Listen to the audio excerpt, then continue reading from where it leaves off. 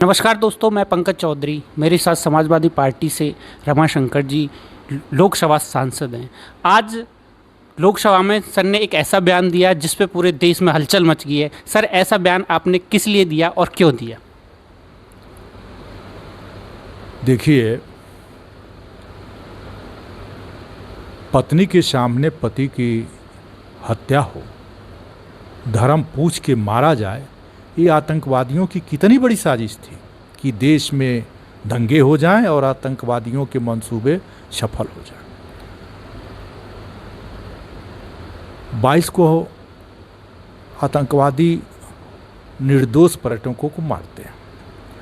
देश में इतना गुस्सा था कि चाहता था देश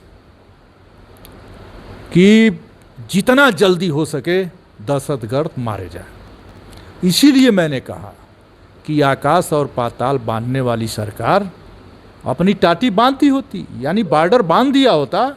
सैकड़ों किलोमीटर दूर आतंकवादी आता है, मारता है और चला जाता है, और आप 17 दिन बाद ऑपरेशन सिंदूर करते हैं।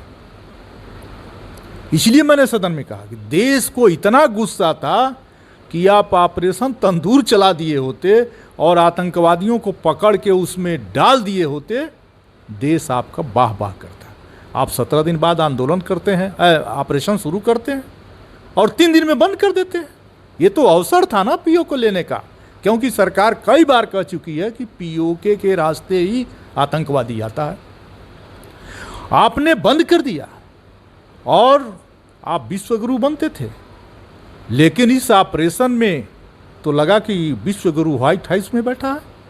उसने कहा बंद हो गया, एक बार नहीं कहा, 24 बार 26 बार कहा, विश्व मंच पर कहा, और जिसे हम आतंकवादी कह रहे थे उसे लोन देना भी दुनिया नहीं रोकी। जिस देश को हम कह रहे थे कि आतंकवादियों को पनाह देता है, उसके आर्मी चीफ को वो अमेरिका बुलाता है। आपकी विदेशी रणनीति क्या थी? कोई बगल के देश दुनिया में उसको हथियार देने वाले मिल गए, चाइना ने भी सपोर्ट किया उसको।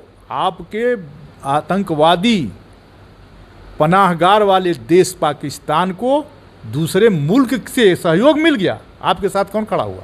ये सवाल नहीं था।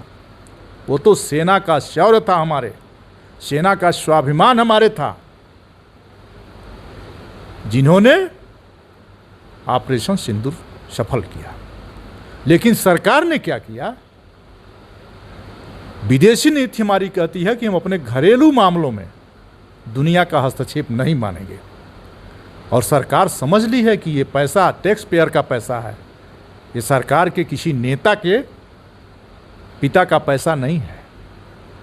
आपने ऑपरेशन सिंदूर किया, और अगर वो ऑपरेशन सिंदूर सही था, 17 दिन बाद भी अगर आपने किया तो सही किया ना।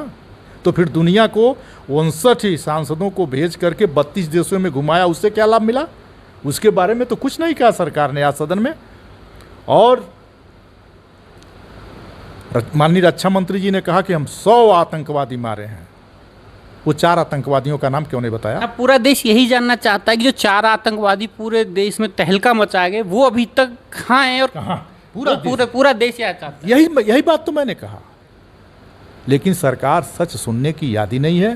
ये शहीदों पर वोट की राजनीति करती है या ऑपरेशन पर वोट की राजनीति करती है। एक तरफ तो कहा कि हम सेना को फ्री छोड़ दिए हैं, संपूर्ण विपक्ष इस सवाल पर सरकार के साथ था। संपूर्ण विपक्ष विपक्ष ये मांग करता रहा, आप कमजोर पड़ते हैं, अलग से सदन बुलाइए, उस समय बुलाइए। लेकिन सदन को 1 हफ्ता संघर्ष करना पड़ा इस सवाल पर बहस करने के लिए। इसका मतलब सरकार कुछ न कुछ बैकफुट पर थी। फ्रंट पर हमारी सेना थी, सरकार बैकफुट पर थी। इसलिए इतना दिन तक इतने महत्वपूर्ण ऑपरेशन को सरकार बहस करने को तैयार नहीं हो रही थी, और आज तैयार हुई तो हमने सवाल किया।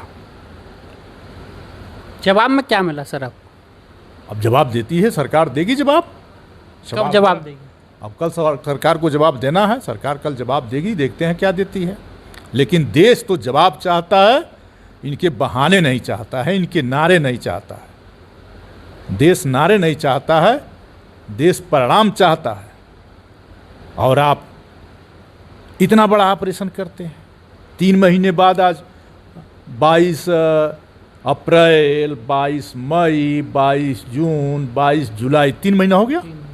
3 महीना से अधिक समय हो गया देश को असलियत बताने के।